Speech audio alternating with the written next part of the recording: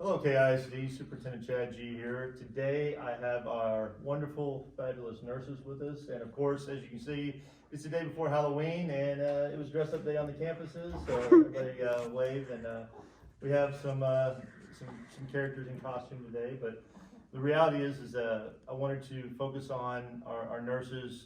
Our theme this year for our campus coming back to school was KISD Heroes, and no group I think represents that more than this group. Um, they embody what our heroes are.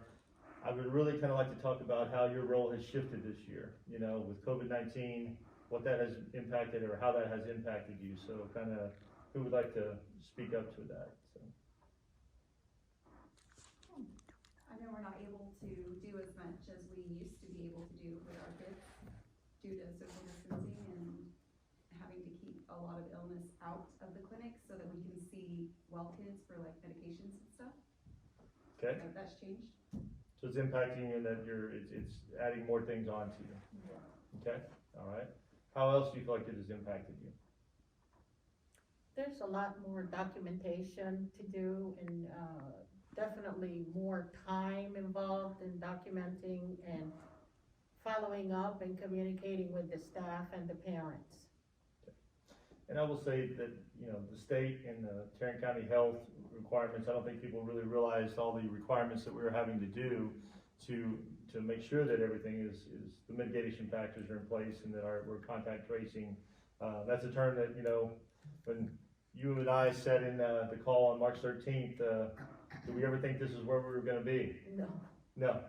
So, you know, it has been quite a whirlwind as far as what we have had to do and what you guys have had to pick up and start doing as well, and what Mr. Holguin has had to do. You know, I've joked all along that his title has changed from Director of Safety and Security to Director of Health, Safety and Security, but, you know, the roles that everybody's taking on are much different. How do you feel like, you know, right now, I've talked about Tarrant County Health and they've kind of bragged on our procedures. How do you feel like our procedures are going so far with the contact tracing and everything? I think it's going really well. Our numbers do climb, but as far as the other districts and stuff, I think communicating with our parents and all that, trying to keep the kids home when they are sick. Same way with staff, you know, the little ones seem to bounce back, but you know, it's our staff that it takes a toll on. So something that I've seen change, we always do try and communicate and stuff with our parents, but it is a pandemic and people are scared, you know, and so you do have to communicate more with the parents and almost reassure them, because things do change on a daily basis, and it's just, to me, what's changed so much this year is the amount of communication and follow-up and, you know, just almost calming some fears down, you know, does that make sense? Okay. And, you know, we had to add a COVID facilitator on each campus, and that's one of our AP on each campus, one of our APs on each campus. You have to work in direct correlation with them as far as the documentation and the contacting parents and the communication that goes on. And I don't think people realize what all that has added on to everybody's plates. You know, it is a lot. And so, you know, kudos to all of you for what you're doing and, you know, how you've stepped up and rolled up your sleeves and gotten it done. And I really appreciate your efforts and everything that you've been doing. Any words of wisdom to parents, or what you'd like to say to parents as we go into, you know, the flu season and moving forward, of what you recommend for them and their families? Don't get too relaxed. You know, we've all kind of joked at times and said, let's just all look at the door handles and get it done, you know? But it's the truth. A lot of people have taken that thought process of, how much more are we gonna do this, you know, kind of thing. But I just don't think we can let our guards down. I think you have to stay on top of it, and we are doing the right things. We have to remind ourselves we're doing the right things, and as much as we get tired of doing all that, we gotta keep on keeping on. Stay the course. So. Okay.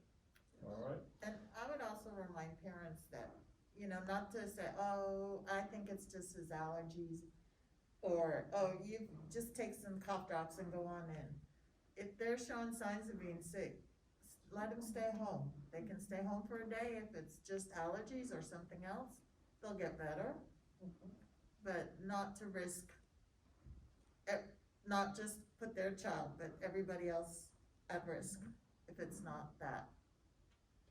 So if they're sick, stay home. Stay home, Okay, because we've been saying all along. all along. All right. It's much easier now. They can log on and still keep up with their schoolwork. Okay. Anything else you'd like to say? Remember that the mask will work if it's on, if it's off, it will not work. So the mouth and the nose need to be covered with the mask, so I would advise parents or suggest that you review this with your children. We are having some children that are not wearing the mask or they're wearing it incorrectly. If it doesn't fit snugly around the face, it is not working.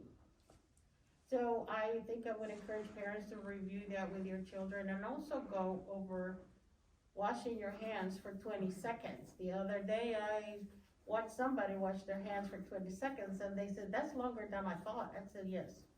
So I would encourage parents to review, wash their hands with the students.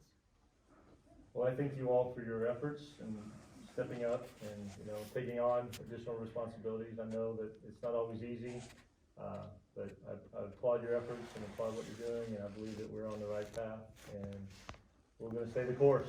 So, as always, the future is bright in Trinidad ISD.